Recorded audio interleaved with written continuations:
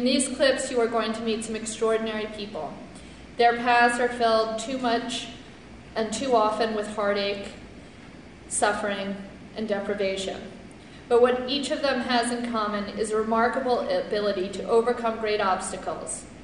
And in this way, they seem to me to be courageous. Heroes, just regular people standing up in the face of all too common hardship, willing to share with us their struggle. And I believe that we have a lot to learn from them. When I spent more time with Brenau, which was not scheduled, I learned that I met her best friend who lived right down the road from her, who had 10 children, all of whom had died of AIDS, and another grandmother down the street who had 12 children, 11 of whom had died of AIDS. And so when people talk about how AIDS has ravished communities in Africa, that's what we're talking about, where just entire villages and families of people have been annihilated. Donald Rumsfeld then said to General Miller, go over to Iraq and do the same thing at Abu Ghraib. And so he came over to Abu Ghraib in August of 2002, or 2003 rather, and put this system in place at Abu Ghraib and kicked out General Karpinski and other people, and basically turned this cell block 1A and 1B into an interrogation center where they got the guards to help them prepare the prisoners for interrogation. So in this, you're going to hear from the guards and hear some explanation of what that process was like and what the guards were asked to do.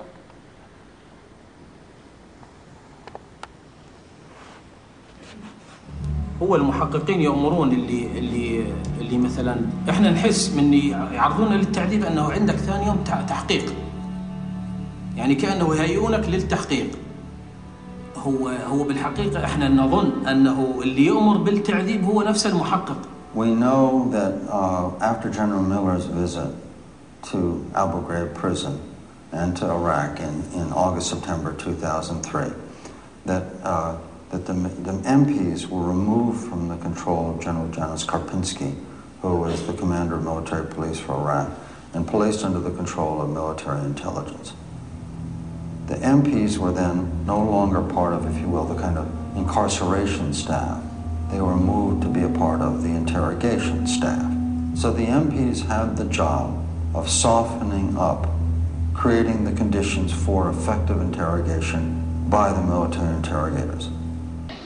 And what was completely shocking to me was how likable many of these guards who engaged in this abuse were and are, and how human they are. And, sitting across doing these interviews from them, and it was like very hard to reconcile the person who I was seeing across from me with the images of what I saw in the photograph. We enjoyed it. Very much. Thank you. Thank you. Very much. Great.